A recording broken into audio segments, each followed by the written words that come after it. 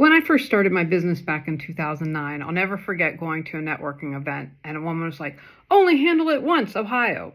And I don't know who started that, so apologies, I can't share it, but that doesn't always work.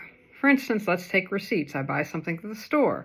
So I'm touching it once. Then I take it out of my wallet to put in my receipts pile. That's a second time. Then when I reconcile my credit card statement, a third. And then a fourth because I'm either recycle it or put it in the tax pile. And then a fifth time when I take it out to do my taxes and put all the information in an Excel spreadsheet.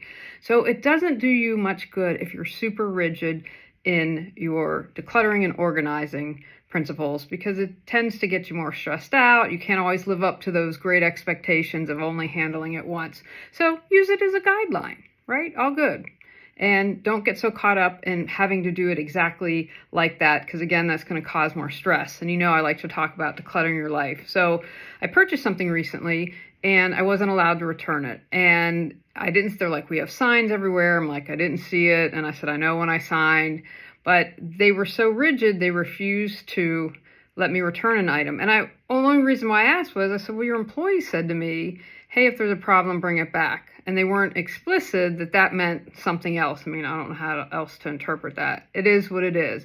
But because they're so rigid, I'm never going to go back to that place again. I had great customer service, but if you aren't willing to work and that rigid, then I don't think that that's a good thing. Like, for instance, I don't work on Sundays, but I've made exceptions for people because that was the only time that they could meet with me. And so just be aware, where are you being maybe a little too rigid in your life, and how can you let that go? How can you ease up? And it's not saying let go of boundaries or get rid of boundaries. I'm just saying sometimes when we're super strict, that's not a good thing. And if we grew up with parents that were authoritarian, kind of super strict, that's usually where that comes from. So tell me, is there a place where we can get a little less rigid and kind of go with the flow more? Let me know below.